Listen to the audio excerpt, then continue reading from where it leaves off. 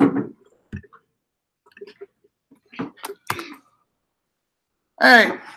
So where we left off, we created a class component. We added a couple pieces of state to it. And then we've used set timeout, set interval to change those pieces of state. Now, rarely would you actually use set timeout or set interval to actually change the state, unless you're really making a clock. That would be kind of the ideal way to do it. But most of the time, state is changed based on receiving something back from the server, possibly. So you make an Axios request. If you guys remember, or not Axios, Ajax request. You guys remember from that? That happens asynchronously. Yeah. So, like in component did mount, if you called the server, your render method already ran at least once. You make the call, and then eventually you're going to get the data. And then so once you get the data, then you can update the state with that data. That would cause your component to re-render again, therefore displaying the data. We'll talk about that in more detail tomorrow when we start actually building the student grade table. But another common time to change a state is on events. And if you guys remember, you guys have had a couple different lectures on event handling, right? You guys remember events? So what's interesting about the way React handles events, it's actually kind of more like the original way of handling events. If you guys remember way back to, I think it's Root.js, like there's one prototype where you actually put like on-click on an actual DOM element and you pass a JavaScript function. Anybody remember that far back? I know. Vaguely? It's not super important that you completely remember it. But that's the same way that React works. So if we want to make an element clickable, we could add a button down here below all of our H2s. So a button.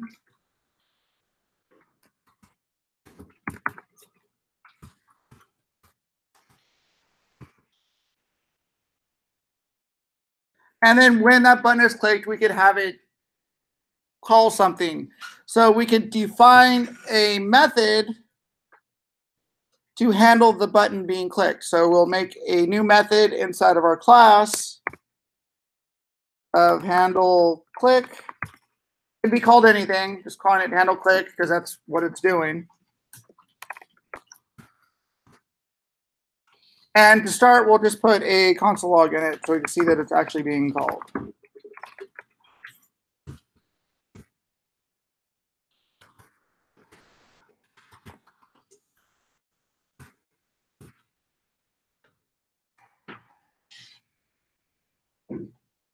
All right, and then to call the function when the button is clicked, we go down to our button and we say on click. And then because we're setting it to a method, we need to use JavaScript. So we'll use our JavaScript expression.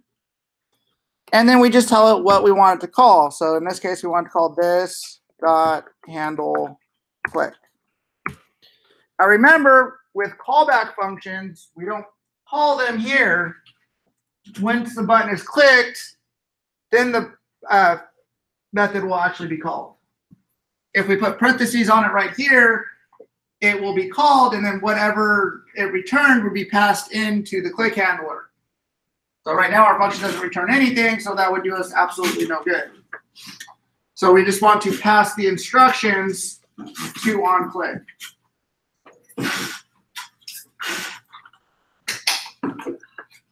And now this should work. So we should be able to click it, and it should get a console log.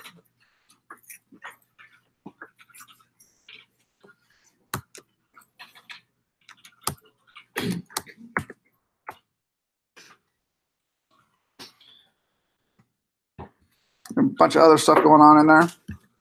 But you can see mixed in there, if we click a button, button click does show up.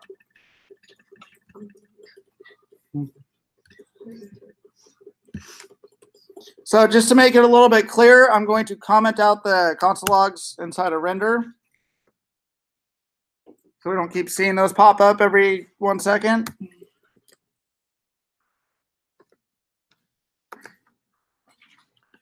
And then I'm going to click the button, and then you can see a little bit clearer that every time I click the button, the console logs button clicked. All right, that's event handling in React. It's pretty straightforward. And you can put it on click on pretty much any element that you want to put a click handler on. We'll talk about other events tomorrow when we get to inputs. But the one that you're going to use the most, of course, is on click. That's kind of the most common action that people do on a website. But all the events that work in normal HTML work here. You can do like on mouse over, on mouse exit, or on mouse enter, on mouse leave, on double click, on click, on key down, on key press, key up, all those fun things.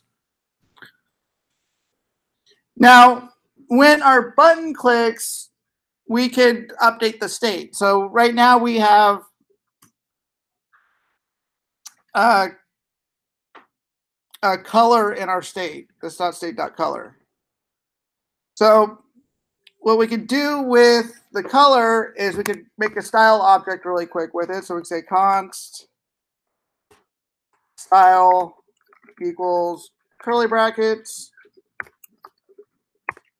And then we want to change the font color of some element. And we want to change it, set it to this .state.color.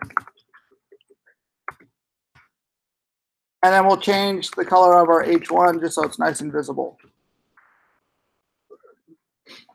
So then we'll say style equals curly brackets style.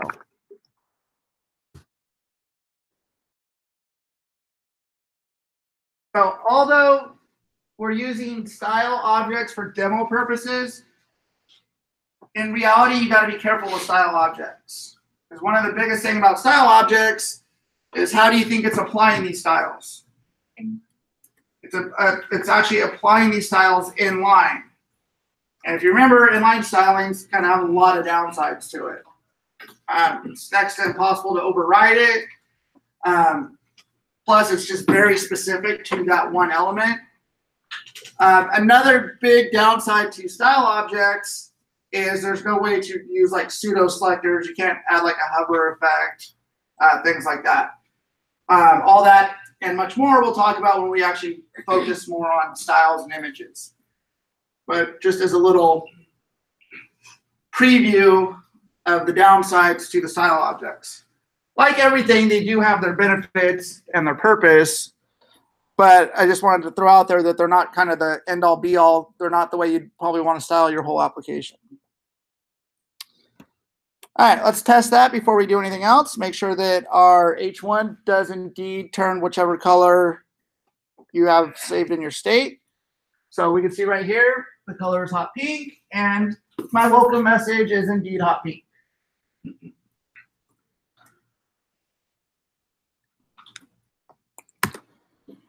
And so what I want to do is when the button is clicked, I want to change the color to something else. So inside of our handle click that we already know is working, because we saw the console log from it, everybody's on click working okay? Okay. So in here, we want to change the state. So if we want to change the state, what do we use? Set state.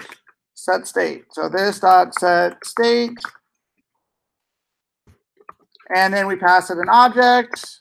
And then we tell it what property or properties. You could change multiple properties in one call if you needed to, but we just want to change color to something else.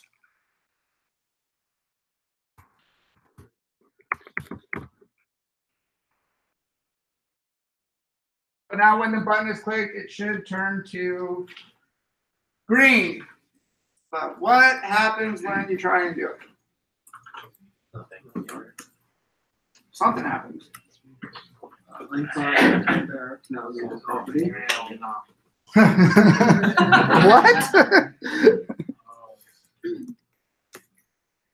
Don't gotta go gangster on me back there.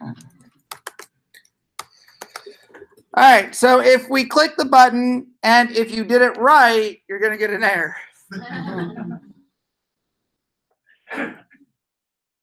And this is an error you're going to run into a lot. And it is an error that people always misread the actual error. Okay, I've got type error, cannot read property set state of undefined. Is it telling you the set state is undefined? No. No. It's telling you can't read the property set state of undefined. So if we go to Greeting.js line 33, so line 33, so set state of undefined. So what's undefined? This. Okay, so whenever you're doing click handler, event handlers, stuff like that, anything that's really using a callback, and you're going to use this inside of the method, you're going to run into binding issues. Because the way functions work is they take on the scope of where they are called at, where they're executed. So somewhere in the React library, there's the event handler for the on-click events. And you're passing it a function to be called when some element is clicked. That code is somewhere else.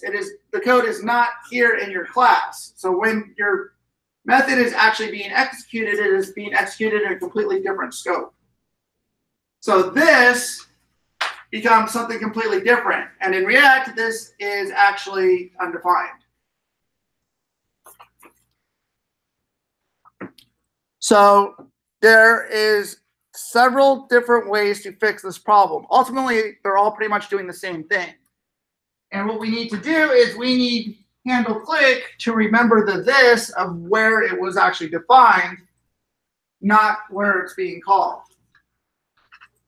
So hopefully Dan has at least mentioned .bind, right? Yes. Okay, good. Okay, so that's kind of one of the easiest ways to fix it. So right directly inside of our on-click handler, we could chain on .bind.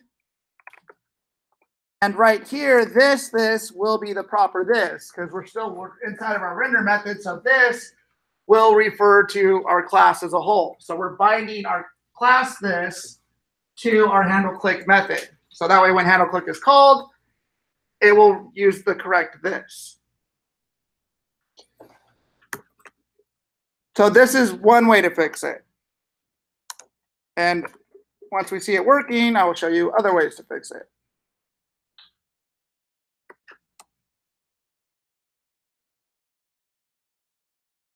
If we click our button, you can see the text changed.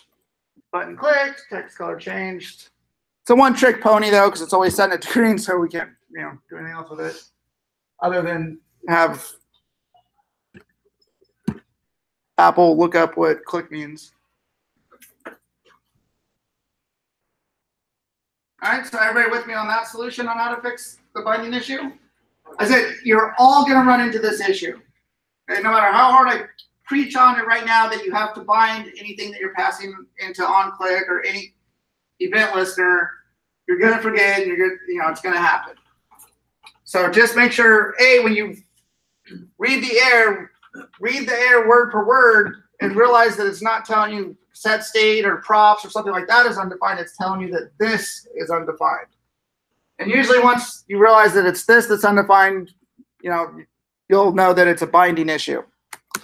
All right, so this is fine if we're using handle click one time. But let's say we have a bunch of different buttons that are all using handle click. So every time we use handle click, we need to do .bind this, .bind this, .bind this. And you don't want to have to remember to do that. If you're using it more than once, this is not the solution for you.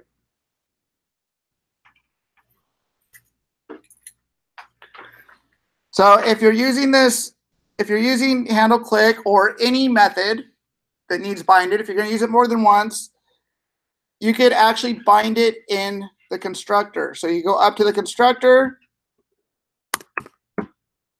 and you can say this dot handle click equals this dot handle click dot bind this. Right? Now, anywhere inside of your class that you use handle click, it will be binded properly and it will know the correct this to use. So we can make the adjustment now on our button to not have to add the dot bind. Yes, sir. So you said earlier that you don't always need a constructor, right? Correct. All right. So if you didn't have a constructor, you just can't do it this way, or is there another place you can do this? Yeah, this exact way. No, if you don't have the constructor, you cannot do it this exact way. Good question. But I'm going to show you a popular but dirty way to do it. But you're going to see it anyways. I can't protect you guys forever, so. But just to prove, so once we have this in the constructor, we could update our button to just be this dot handle click.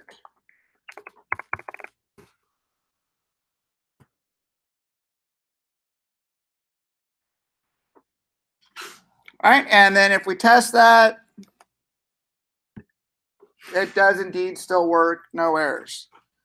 And like I said, the real benefit to doing it that way versus binding it where you're using it is that we can use it multiple times without having to worry about keep binding it. And you will run into methods that you're going to use more than once. It does happen. We're actually going to run into that tomorrow even.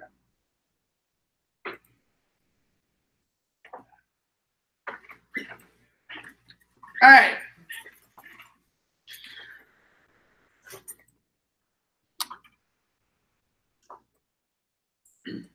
Let's, before I show you the third and dirty way, let's backstep a second. Everybody good? All right. So here we're using set interval to update our date inside of component did mount. So first thing I want to do is I want to get rid of this set timeout. It's not really doing anything for us, not dramatic. So I'm just going to help clean up the code a little bit, get some of the clutter out of there. So instead of doing this all manually, I want to actually make a method that handles updating the time. So I will add another method in here. And as a very good side note to this, that is another added side benefit to classes is that you can add as many methods as you need in there. And you can call them whatever you want, as long as they're not something that React is already using, like component did mount, render, or something like that. So as long as React isn't already using it, you can name it whatever you want. So we'll make one called tick, because it's a clock.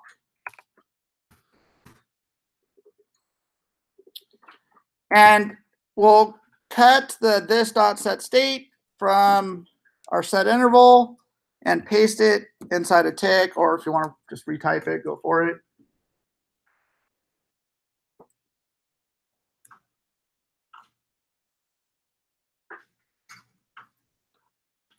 Would it not also need a set interval?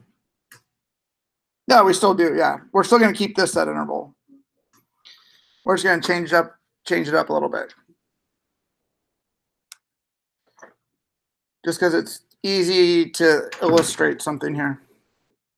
So if we leave our fat arrow function in our set interval, and inside of our fat arrow function, we say this tick, and because it's already wrapped in a fat arrow function, we actually need to invoke it here. If we're passing that wrapper function, that's the function we're actually passing to set interval to be called later. So when set interval calls that wrapper function, inside of it is when tick will actually get called.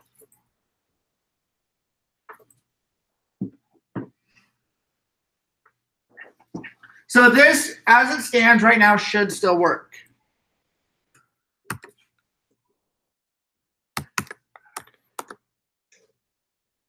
Okay, my clock is still ticking, nothing changed. But if instead of using a fat arrow function, I change this to a regular anonymous function,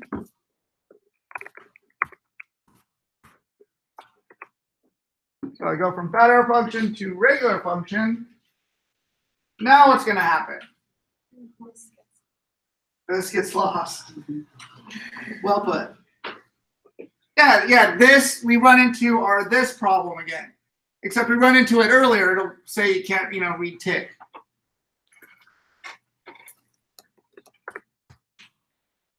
Or this dot tick is not a function. Right? So it never even makes it into tick. It can't even call tick because it's broken. Okay? So the difference is with a fat arrow function automatically binds this for you. Okay? So it is essentially handling all the binding for you.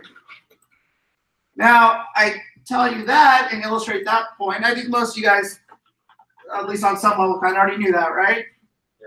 Yeah. Okay. So fat arrow functions bind this. Well, there is a really dirty thing you could do. And that is when we define a method, let's go back to handle click for a second. When we define a method, we could do this to force the binding.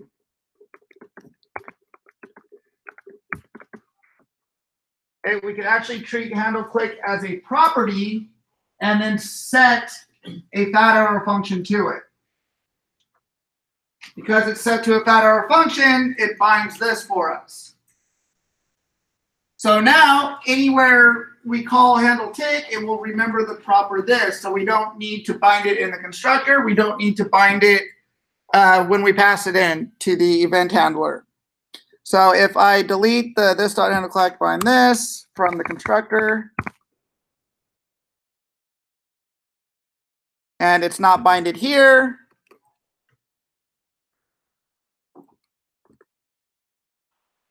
and I click my button, it works. Which also means for tick, we can do the same thing. We can say tick equals fat arrow function. And then we could clean up our set interval, and we could just directly say this dot tick. Because now everything's binded properly. We don't need to encase it in the fat arrow function that was. We were doing that just to retain this. This is why we even wrapped it in another extra function. But since we're binding it when we create it, essentially, when we declare it, this will be bound to it properly. So that'll work. And we did it here for our handle click, and that works as well. Okay, couple things with doing it this way. This isn't actually part of JavaScript. This isn't officially part of the ECMAScript spec. Okay? This isn't real, although it works.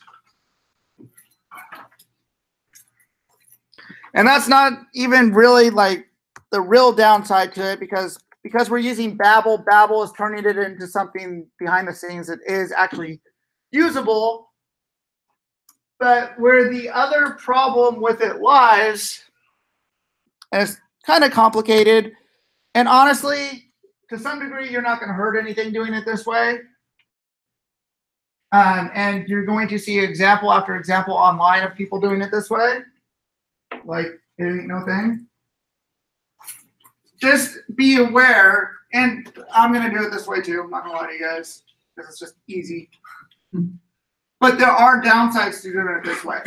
A normal method gets prototyped onto the class object. When a method is prototyped onto an object, when you make new versions of that object, there's still only one copy of that method. When a method is actually defined inside of the object, and it's not prototyped on, every time you create a new version of that object, you're making new copies of the function. So you're using more effort on the computer's end because you're making all these huge copies of everything instead of it all just referencing the same place. And when you do it this way, you're essentially setting the fat hour function as a property, not a method, onto the class. Therefore, nothing is getting prototyped on. So every time a new version of this is made, a new copy of that function is being made. And in your standard application, is that really going to matter? Probably not. Okay? I don't want to scare you guys that your app's going to run 10% slower if you do this all over the place. In the average size app that you're going to be building in the immediate future and even far into the future, this kind of thing probably isn't going to affect you too much. But if you're ever in a position where you need to start shaving time off of stuff and this is being done, you get rid of this, you could potentially see some gains in a large enough scale app, where it's being done all over the place.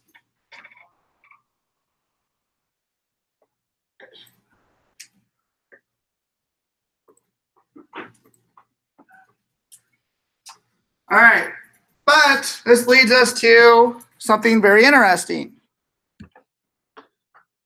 If we could set properties to functions this way, because we're essentially just creating a property called handle click and setting it equal to an anonymous function. So if we could save functions into properties, what else can we save into properties? What can you normally save into a property on an object? I know it sounds like a trick question. It's not. Anything, right? The answer is anything. I know it sounds like a trick question. Okay, but you could create a property and store values into it. Strings, arrays, objects, all kinds of stuff. So what this gives us the ability to do, if we can do this, then why can we not do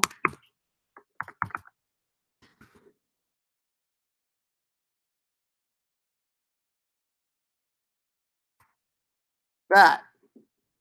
Or can we do that?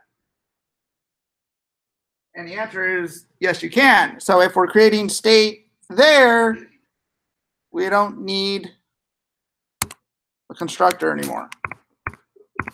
So you could actually write all of your React code with never using a constructor.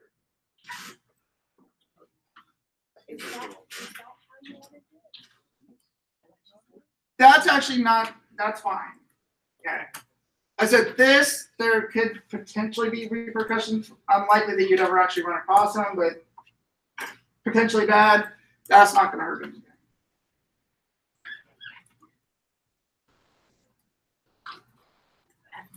So to reference it, you wouldn't have to do this state. It just be state. It's still this dot state. So very, very good question. So what this is doing, this is just a way to add properties onto your method, or onto your class.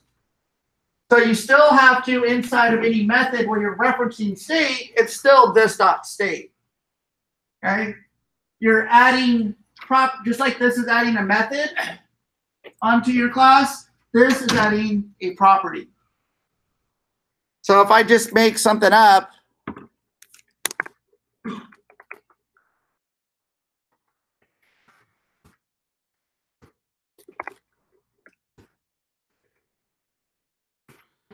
okay, just some random thing,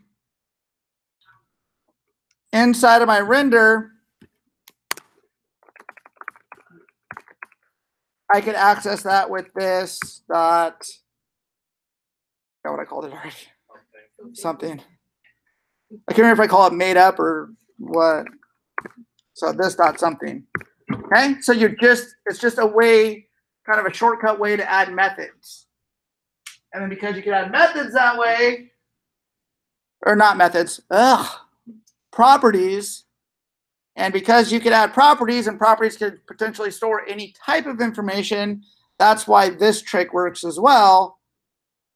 Because we're just creating a property tick, and then saving a function into the property, which is also the downside to it because it's not an actual real method on the class. Yes. Can you explain why you also don't need super props when you get rid of the constructor? Because when you, yes.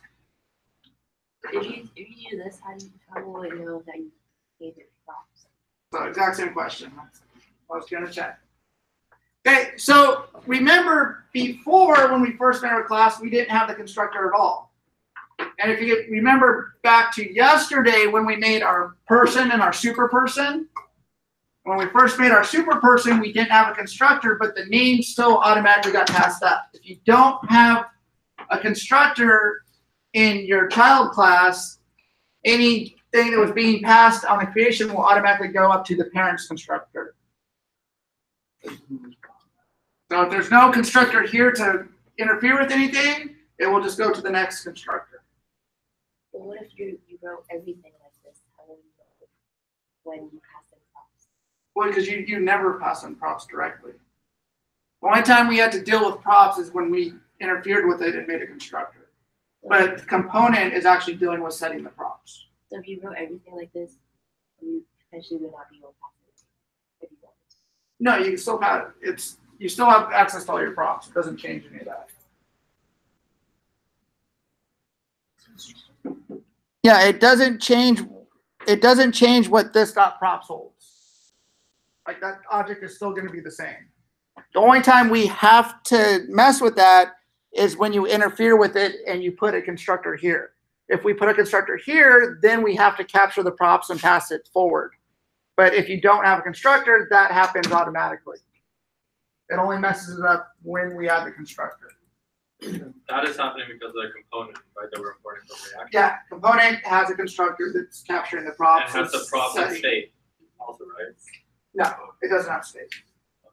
State doesn't exist unless you define it here. Okay. Does it take the props? Sorry, does it take the props from like the closest pair or like the first? Like let's say you have a whole bunch of stuff connected inside. Even a bunch of like classes extending other classes. Yeah, like does it take like the nearest parent? Yeah, the first place it ran into a constructor. And wherever there was a constructor defined, that's where it would go to them. Yes, sir. So could render and component and mount, could they also be made as these arrow functions or not? You could. There's really no point to do it, but yeah, you can. Yeah.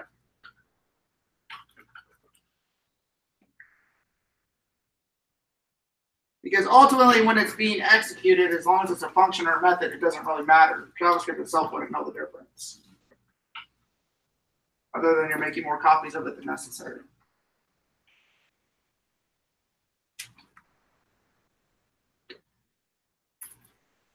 So,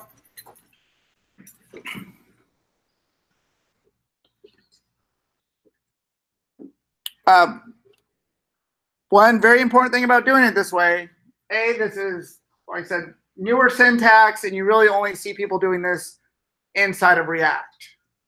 And I don't think React actually invented it necessarily that I'm aware of, but that's kind of where it's sprung up the most.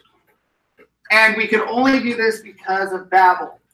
Last we checked, which was, I think, the last class, Tim double-checked on it again, and this is still not officially part of, like I said, the JavaScript specification.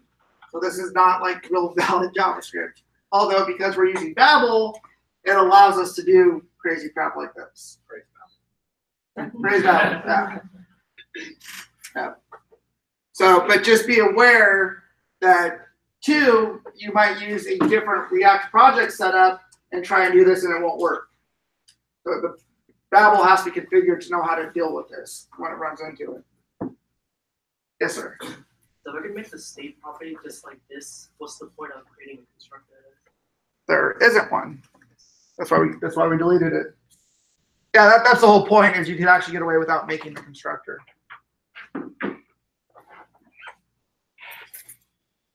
And it's optional, guys. You see, I've upset all of you greatly with this. Okay? You don't like this? I hated it at first. I actually didn't even teach it for a long time. because and although I do actually use this in my own code, I do it begrudgingly because I know in the back of my head it's not actual JavaScript, and like I said, there are downsides, potential downsides to it. Like I said, I've never actually ran into any issues with it. I've never noticed my code running slower because of it. It would take an incredible amount of copies of something for this to really start being an issue on any kind of modern computing device. Even a cell phone probably wouldn't really affect, unless it's like a 1995 Nokia or something. Then it probably can't run this at all.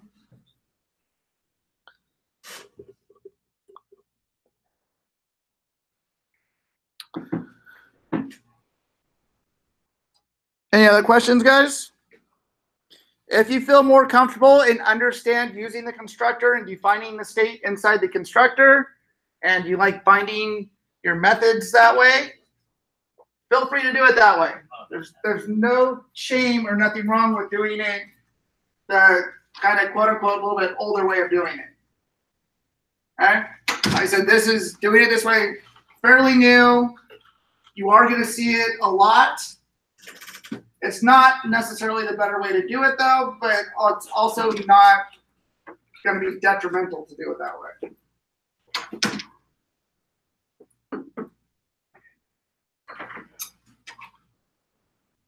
I think that's all I got to say about that. Any more questions? Any more questions? Yes, sir. So we had the constructor initially and the super props because we needed access to the props, right? No, we had it there originally because we're using it to define the state. Okay, that's all. Yeah. So and that's the way, before doing it this way was a possibility, you had to define the state in the constructor. So I was just showing you guys the original way of doing it before I show you the shortcut way of doing it. And as soon as you have to have the constructor for one reason or another, you have to then capture the props, pass it to super. No constructor, that happens automatically. Yes, sir. How does one sort of figure out what parameters the sort of parent class is expecting? You just have to look at it yourself. Documentation. Yeah. Yeah. Yeah, when you go through like React's documentation, it shows you when you create a class that has a constructor, it tells you to capture the props, pass it to super. Dude, like the first, I don't know, class or two I even taught this, I thought that was a React thing. I didn't even know it was like, because classes were so new, I was just even learning classes and stuff. So yeah, I was just following the documentation. I was like, oh, cool, super, whatever this does, cool, there it goes. Works. But then over time of using it, like I said, you learn over time what's actually really happening. Anything else? I think the downside is you forget the original way. That is definitely a downside. And it especially too, because this may or not work in all React projects. Once again, the React project has to be configured properly for this to work. Because it's not standard JavaScript, like I said, you have to actually you have to install a Babel plugin to specifically be able to handle setting properties in a class this way. That's not to say, though, eventually that might not become a real thing. There's a lot of stuff like this that you'll see, and it's like, oh, that's not even real JavaScript. In a year or two, it probably will be.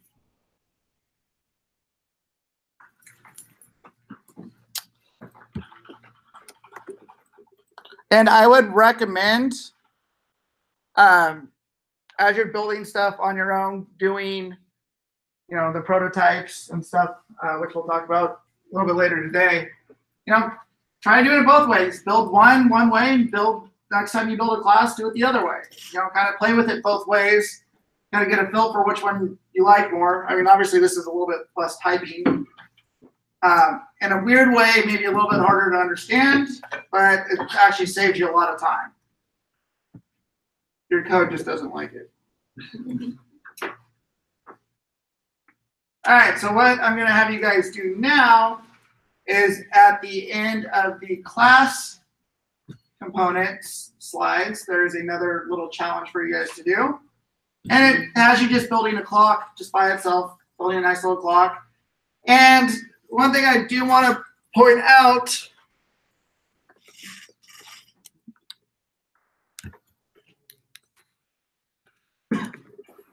so the slides go through building the clock. We built the clock together, and we added extra crap in there, but we still ultimately built the clock. And the slides do it too. So if you need to, you can reference the slides to see how they did it. But one thing you'll notice about halfway down, it says, kind of recreate the clock from the slides, but then it has a couple extra steps. And it tells you to create a new component file called time.js. And then in time.js, create a functional component that receives a date object through props and outputs a properly formatted time. So what this is asking you to do, okay? I mean, you're all going to come up and ask me anyways when you get to it, but I'm going to try and explain it beforehand.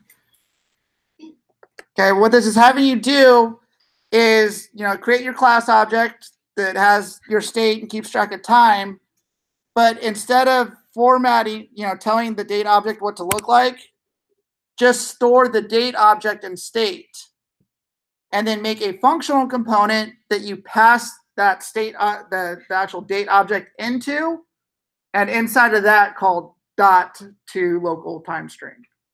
That makes sense on some level? No? Excellent. You guys will figure it out. Just work through it the best you can, and then come back and ask for help. So go ahead and try this. Make sure you guys work together on it. Make sure you add a commit, on the branch we're on right now. Switch to master. Create a new branch for this challenge. Like I said, make sure you help each other out. And when you get to step 4, just come see me. I have faith one of you is going to get it. I don't think anybody in any class has ever. Maybe. I might be lying if I say that.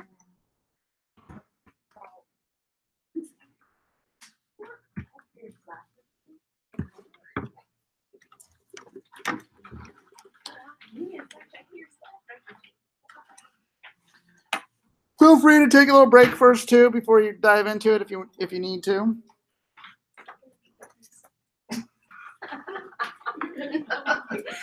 No.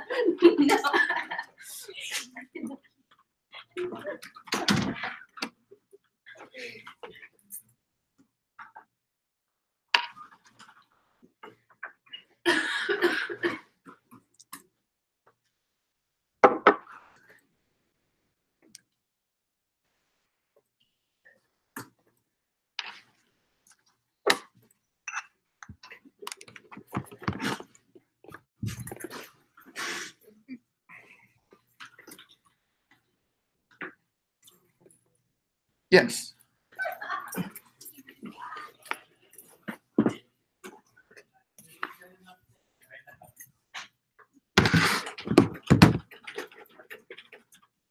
Oh.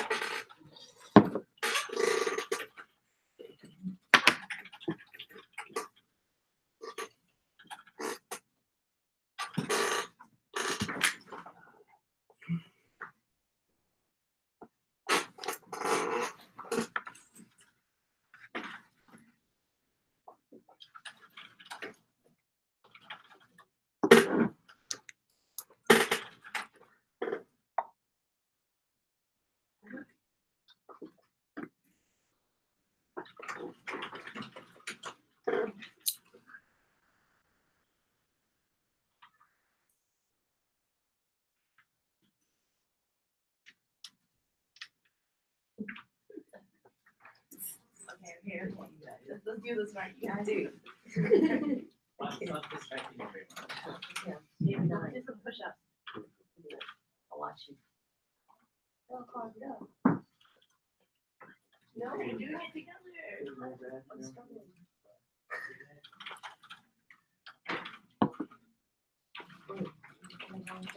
Oh my.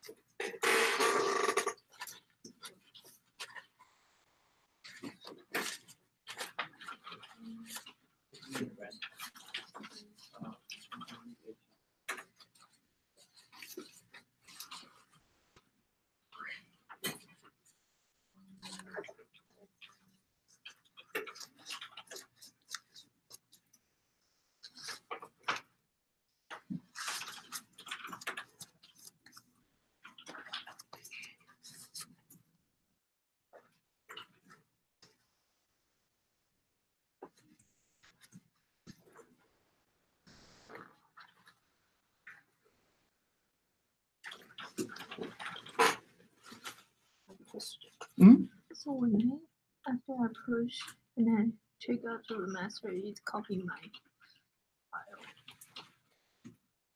So I'm in master branch, I can still see this. Why? I think you forgot to add and commit. I did. Here, add commit, push.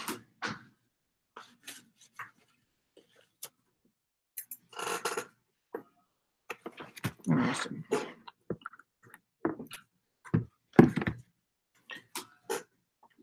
Looks like. Oh, I forgot slash n. Oh yeah. Is that why? Yeah. How See, can like I make look it at back? look at right here. So error. You threw an error. It didn't actually commit it. But it push it. Well, I pushed it, but you didn't commit it, so it didn't really push anything. Okay. So we might be able to save it if we.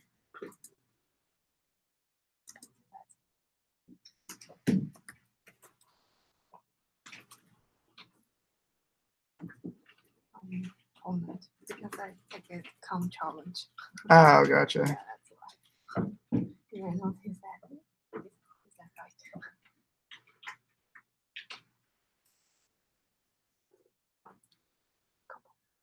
Oh, exactly what you were saying.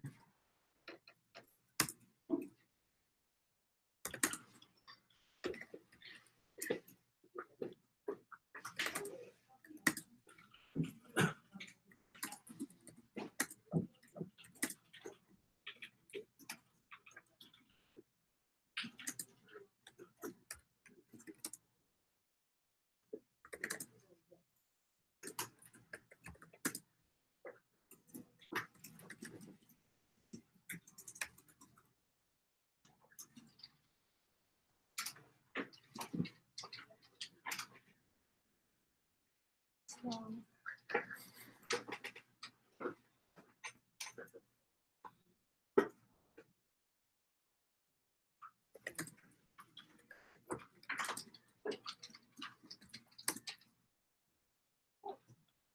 you so smart, Kate. Years of practice.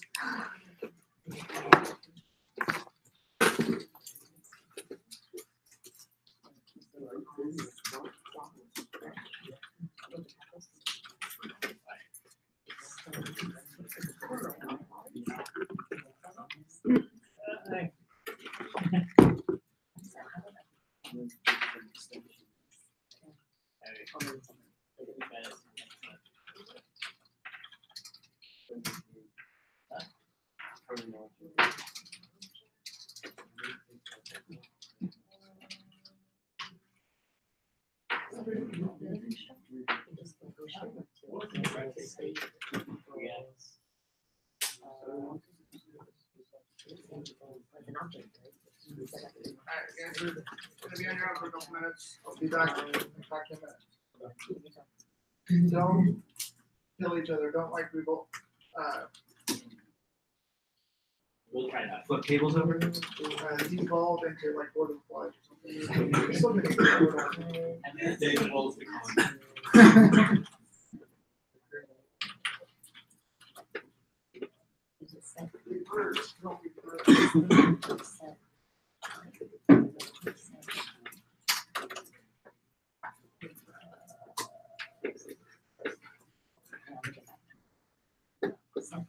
Oh, it's too.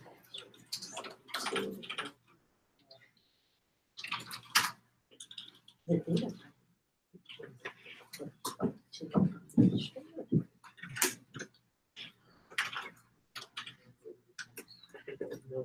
Oh, this is.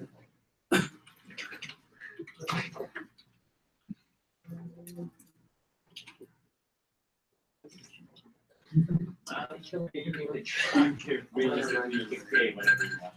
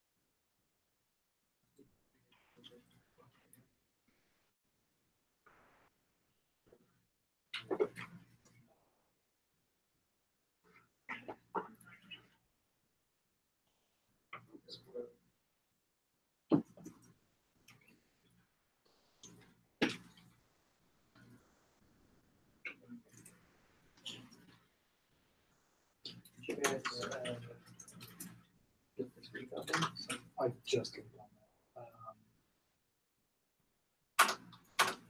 Yeah, just being lazy in a way because of the whole. Three, but we already Let's read examples and we have something else.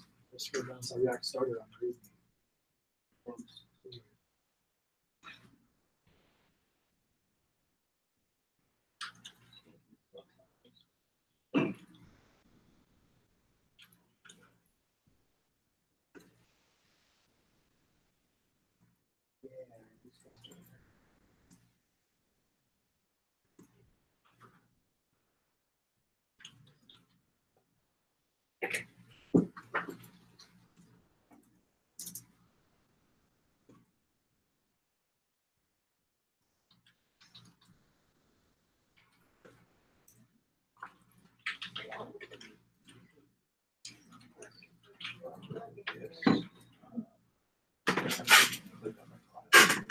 Yeah, you can see the code.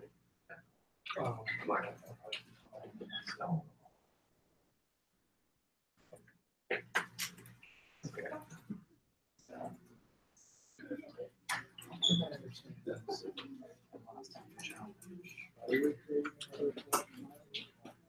Because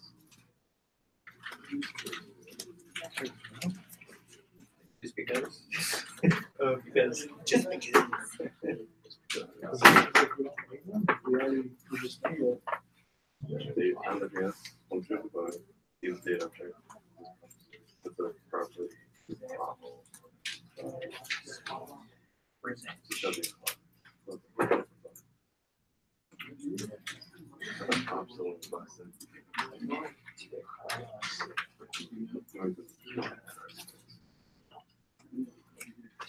So what was the point? To make it rewind our when I look at this.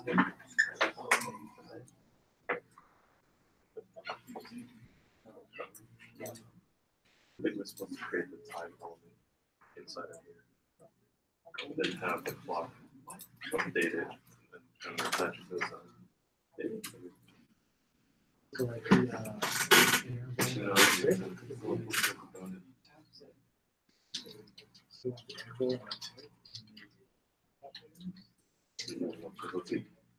And if you have functional components of 25, receives a date object. Oh, that's the properly formatted items. It's just this, right? Just return date.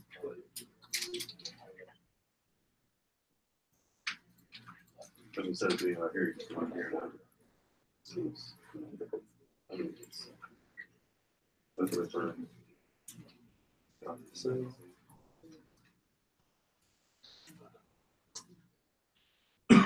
Okay, so on your locked objects, I've got state 2. That's what time.js is just exporting. That's literally this right here. I just replaced this.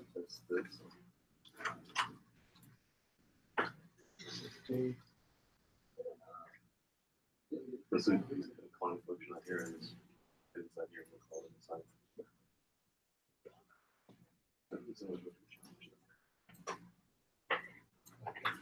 Just so I did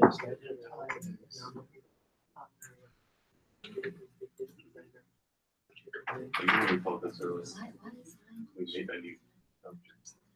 Yeah. But you can't directly print that because it's in some other format. So you have to use either .locale or .locale time string to get the time, or you can use like .locale date. It'll give you the date. That would give you the date. This will give you the time. That's this one. That's this. Let it import time from my time. Oh, right. It's just one function. Because I do time. Oh, I didn't. it's a functional component, so it's like round it up. So your state creating a new string there, tick, setting it every second. Yeah, just seems to.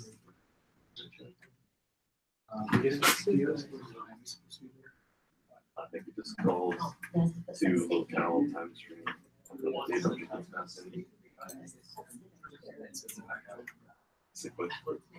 It's a functional component, right? So it's just a function. It can't be a class. They just come with it. So up here, right? The time.js is really, really tiny.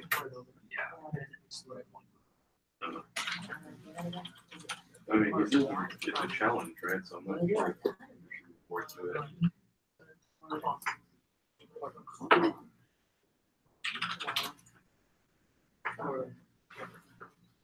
Was it good?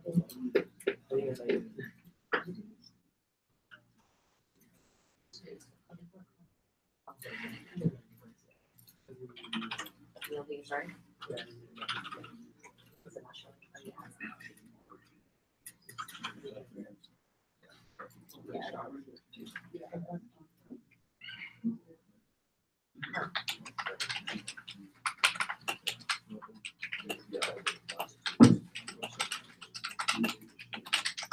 Oh, is it because we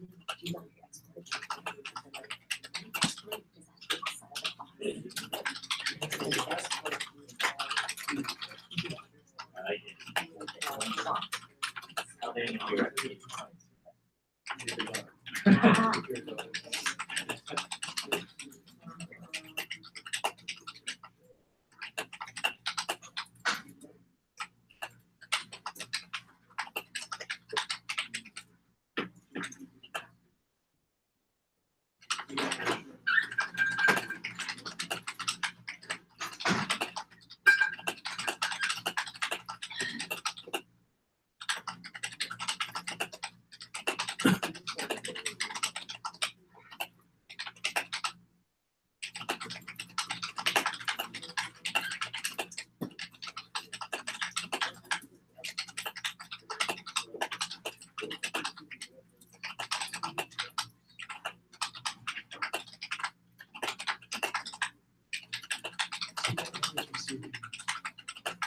That should be props, right? Receive the date object. And you're okay so far? Excellent. Excellent. For example, a function Glad to hear the positive attitudes. Those look-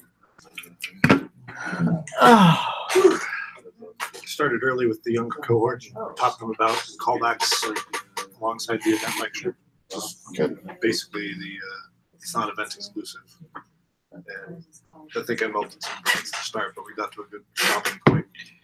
Good. Right? Melt them young. Turn them to slag so you can mold them into something useful. Too right.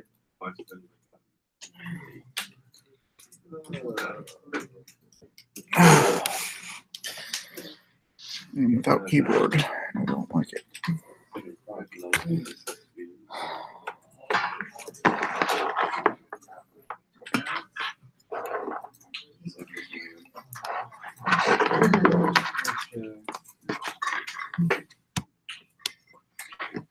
Any more lecture today? Actually, probably not too much. We're actually way ahead of. Oh, I wonder how long this has been recording for. Hope you weren't talking about anything weird.